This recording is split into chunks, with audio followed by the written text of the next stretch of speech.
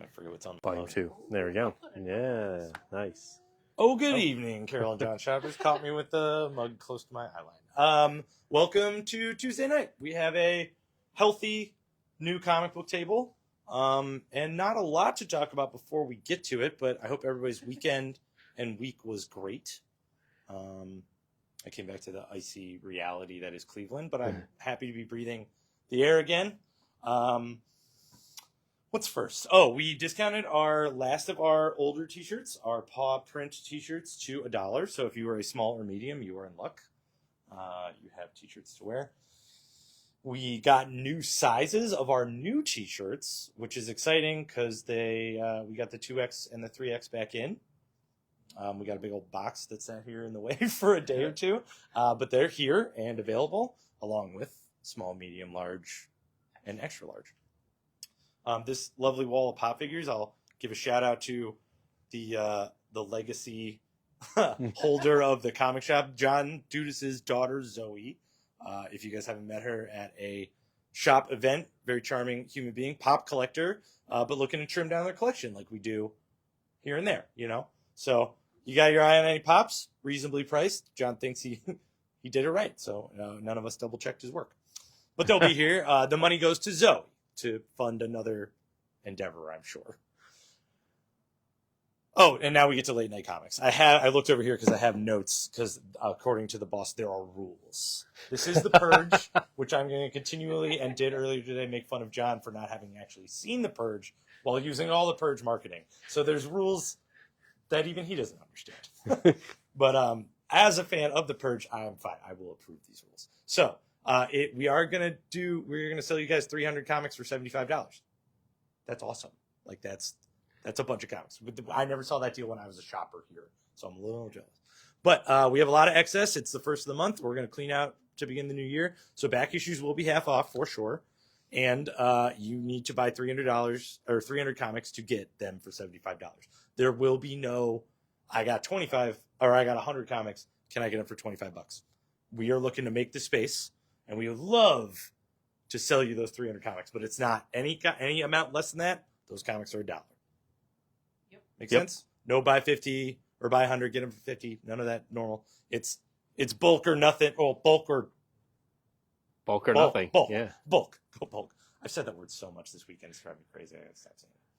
I think that's it for upcoming stuff. We are working with details that we have that everybody else has as far as the Diamond Comics bankruptcy. So the questions you have about that are the questions we have about that.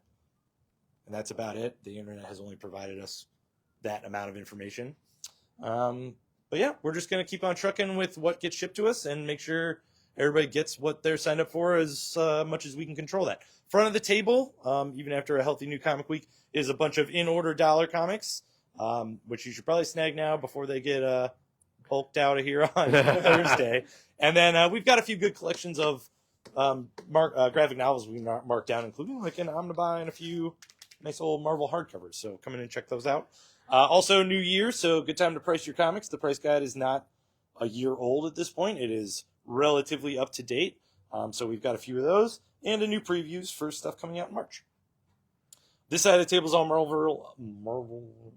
The image stuff like previous weeks will be on the other side, just in case you're waiting for that.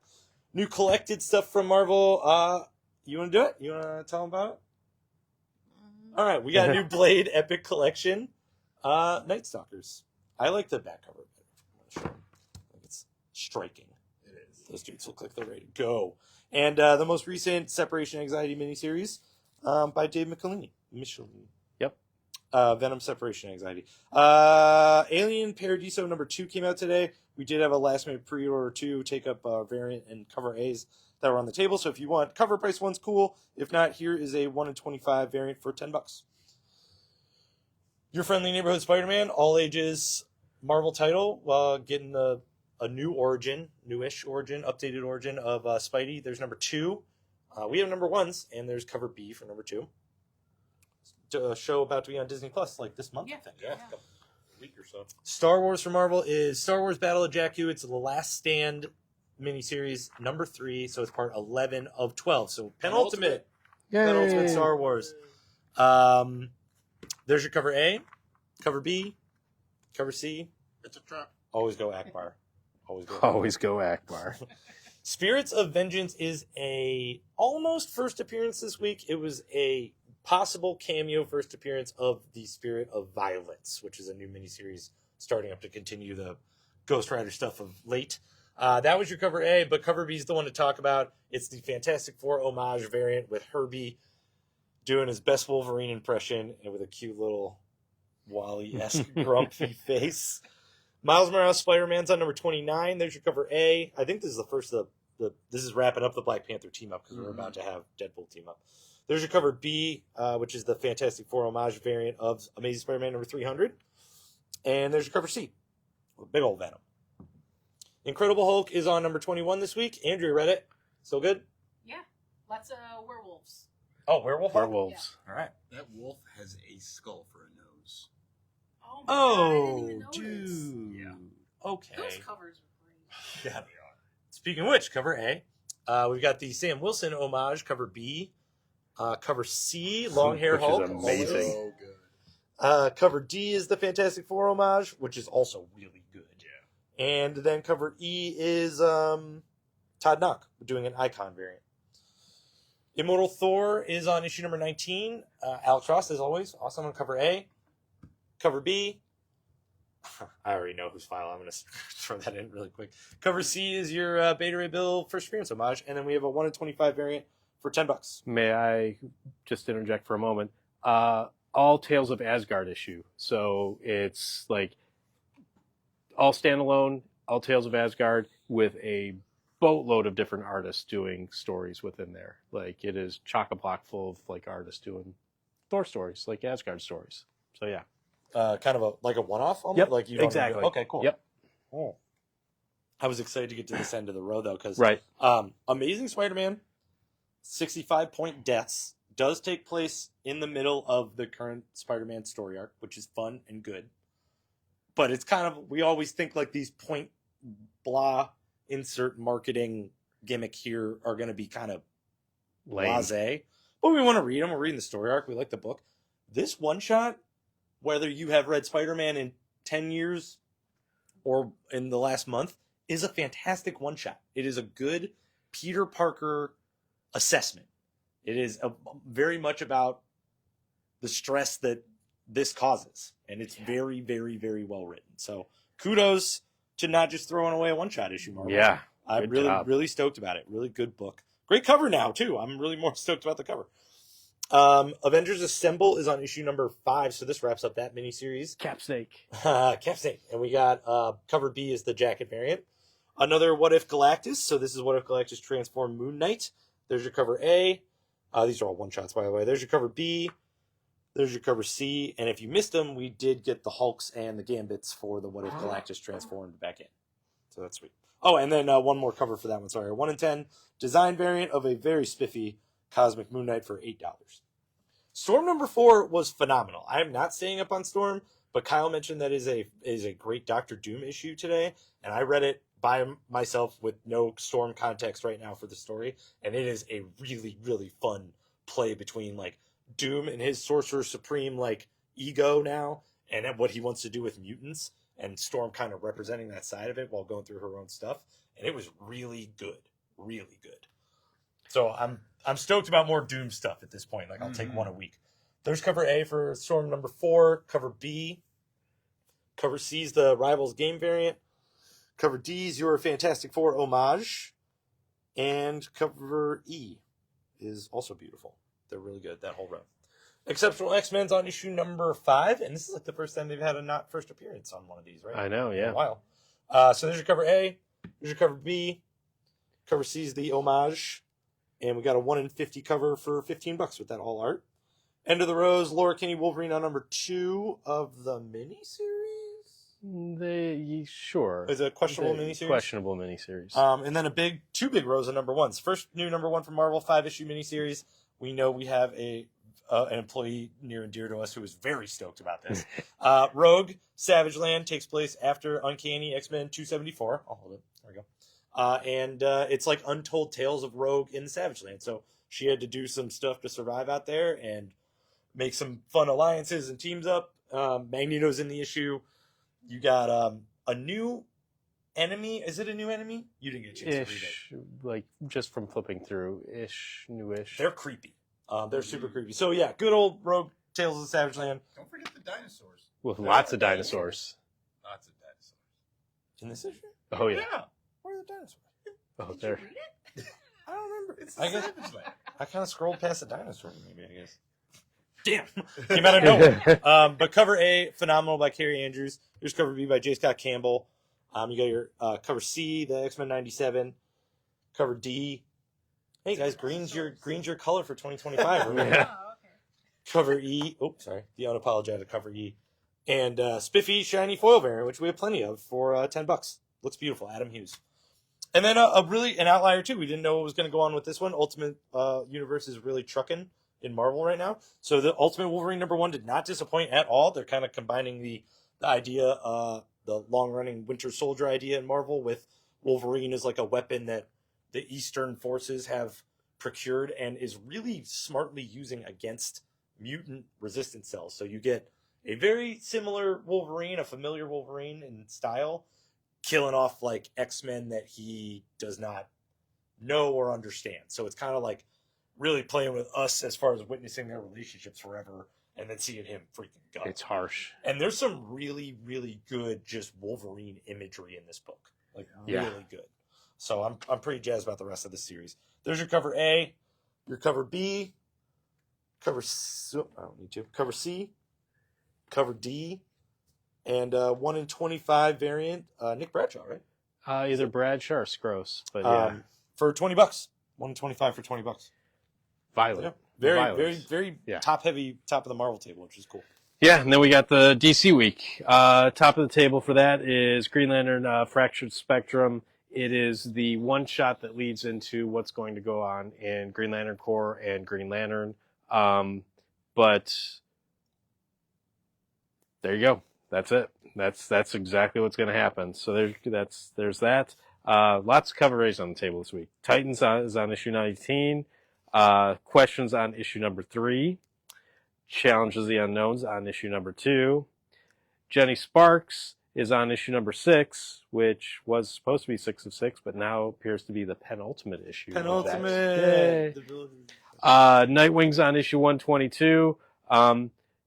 Actually, potential first appearance on this one that they just completely ignored, but if you're like, yeah, maybe this might be the one to get for the DC first appearances. Sleeper. Yeah. Then we've got a 1 in 25 variant for $10 on that one there. Milestone is back, so this was Shadow Cabinet, issue number 3. Batman and Robin year I 1. love that cover. Fantastic cover. Great book. Mark Waid, Chris Samney, just knocking it out of the park every issue. That's good to hear. And this one is very much Batman versus mobsters in this issue. There are some cool. mobsters who really want to take over, and Batman's like, nope, not going to happen. There's your cover A, and then your 1 in 25 $10 variant for that one there. Nice House by the Sea is on issue number 5. This is such a good book. It was phenomenal. I Tinian's, read that yeah. issue first. Actions on 1082. John Ridley, new writer. This is stories that take place before the Absolute Power story arc, and it is very much dealing with how Clark can deal with how Superman's dealing with bad guys who aren't merely unrepentant, but just, as he puts it, hopeless. Like, it's rough. So there's your cover A, your $10 1 in 25 variant for that one there. Aquaman #1 came out last week, so to honor that, Batman Superman World's Finest 35 is a whole-on Aquaman Atlantis story, and it brings in everything within the Superman, Batman, Atlantis mythos, which basically just means Lori Lamar shows up. So Batman, Superman's old girlfriend. So there's your cover A. The LLs with this guy. Oh, he loves them. And then your $10 1 in 25 variant for that one there. I wonder where that comes from, where the history of that's from. Laziness, I think. Okay. Yeah. So. My pick of the week, the DC Finest Supergirl, Girl of Steel. It is the first probably like 30 issues of Action Comics, all representing your first appearances. I'm still thanking John for the gifting me her first appearance. But yeah, get it all in nice soft cover. Kneel Before Zod, the 6-issue miniseries, they've collected that finally. Blue Beetle Forever Blue is volume 2 in the Blue Beetle series. And then you got your facsimiles. Crisis on Infinite Earths is on issue number 10. Only 2 to go after this. There's your regular cover, and there's your blank variant. Also from last week, this DC Comics Style Guide. John still swears by it. It's still massive, and it is the book to get if you have any sort of like, I want to know what DC gave to every toy company out there to go, this is what our character is supposed to look like.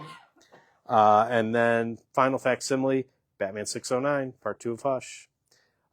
Small press wise, Sectars is on issue number 3. And then we got Howl from Ahoy Comics that Ben read. I'm actually really excited because I read this and I was thinking of John Shear the whole time. So when he looked at me when we were like playing at the table, he was like, "Oh, did you guys read that? I didn't get a chance to." And I'm like, "Oh, you're really gonna like it." So I half sold it to him before the video. It's very much in the style of old school romance comics. It's a lot of really well paced narration, and it fits a really cool style of like that ideal sci-fi 60s 50s time. It takes place in a beatnik community in Greenwich Village, and like it talks a lot about like that creative aspect, like kind of bursting out of people, but also while there is an actual small microbe alien invasion happening under everybody's nose, quite literally. So this change in attitude is getting passed around, and no one around can tell if it's like the sign of the times or if it's something more sinister, but there's not even an inkling of that yet. So it's just got this really cool down on earth view of what that might look like. So issue 1, really solid read, really different read, really good pace. And a great cover. A great cover. Fits the book very, very well. And then from Z2, Growing Up Farley. This was supposed to come out probably like a year ago, but it's Chris Farley's brother co-writing a graphic novel all about like what it was like growing up with Chris Farley. So there's that. Minor Threats to the Brood is on issue number 2. There's your cover A and your cover B. Shadow of the Golden Circle is basically a new Hellboy series, it looks like. So there's your cover A for that one. They advertised it very poorly. Yeah. Like there was no exclamation of new Hellboy or BPRD or anything. And I get like getting away from the titling, but you got to put that in my face a little bit. Yeah, especially when he's on the cover. Yeah. But yeah, Shadow of the Golden Crane. Also from Dark Horse, Behemoth, issue number 1. Big giant monster, right? Yeah. It's this first issue is kind of setting up the characters, and as you can see from the cover, there's a giant monster who is devouring a bus, and these people are on the bus and end up in the stomach of the monster. Oh, Yeah. Oh, nice. That's exactly what we want to hear. Yeah, and then we move on to Image. So G.I. Joe, Volume 2 of Real American Hero, the Larry Hama stuff. So from like issue 307 to 312-ish. The direct market cover. There you go. Cool. Witchblade Volume 1 from their new reboot. And then following that up, Witchblade number 7. Can't beat it. Feral is next on my reading list because there is a crazy cat lady, and she has a lot of cats, both good cats and bad cats, and I cannot wait. In a zombie movie, you always run into the guy who tries to keep the zombies off separate. It doesn't work. Out. Does not work. Right. All right. Finders Keepers. I was hoping you were gonna try. Nope. It is a one shot from the Horizon experience. Oh, is it? Okay, yeah. It's continuing the themes of taking kind of tropes, something that's been used before, and really exerting it in a different way. So this one, Finders Keepers, is a reverse Indiana Jones. Essentially, this woman is from a part of Puerto Rico that's very traditional, and she wants to go off to university, and she gets there and realizes that she has more dedication to her roots than she thought. So she steals stuff from the museum to give back to the indigenous areas of the world. Nice. So Reverse Indiana Jones is the easy way to say it. Cool cover, and it's a one-shot. So if these do well and they sell well, including here, Image has plans to extend these into different series. So we have a few of the other ones too. If anyone is going to check them out, like what was it? What was the werewolf one? It was like Miami Werewolf, Moondogs, really good. All really good, interesting takes. Gunslinger Spawn's on issue number 39. Spawn Scorch is on number 37. Baron's cover A. Yep. Walking Dead Deluxe is on issue number 105. I'm getting there. Doll Parts, The Lovesick Tale is on issue number 2. Moon is Following Us is on issue number 5 with I love that I cover. love this cover. It's so good. The Lego and the birds and stuff, it works so well. G.I. Joe, for the ongoing series tying in with Energon stuff, is on issue number 3. We've got a bunch of covers for that one. There's It cover is A. a fantastic issue, and Cobra Commander is mean. He is so mean in this issue. It's great. That makes me want this 1 in 50 variant even more. Here's cover B. Here's cover C. Always gotta have Baroness. Yep. There's a 1 in 25 variant for $15. And then the 1 in 50 variant's the one we're kind of like drooling over. It's $20. It's mirrored. I don't know how. Yeah, we can get it. It looks straight propaganda, G.I. Joe or Cobra propaganda. So awesome. And then Knights is back. Yay! One of our favorite series. If you don't believe us or if you're just hearing this for the first time, it is a $10 trade paperback. It is absolutely worth the risk. And one of the 4 of us will say, if you don't like it, keep it in the way we can sell it, and we'll trade the $10 out for you. We stand by Knights. It is a wonderfully weird series. They're in issue number 12 with a Keep It Purple cover. Yeah. Right? Yep. 2 new all ages books. Miraculous has a little chibi book that came out for kids. And then Monster High New Scare Masters on number 5. And along with the Purge theme of this week, we have... with the discount graphic novels and whatnot, we got some kids' books that were looking a little ragged on the shelf. So, good for story time. Beat them up a little bit, and for an easy price. That's about it. We're going to say goodnight to you. We do want to mention that even with shipping delays, last week we got restocked on we're getting restocked in normal amounts of time now. So, like I said, with the What If Galactus stuff, we got restocked. All new Venom. What was the one that really stuck out to me that we didn't have? Oh, Magic number 1. We got more of those. So keep in touch there, and we'll keep on putting stuff on the shelves. But thank you for joining us this evening, and we'll see you tomorrow for your comic books. And Thursday.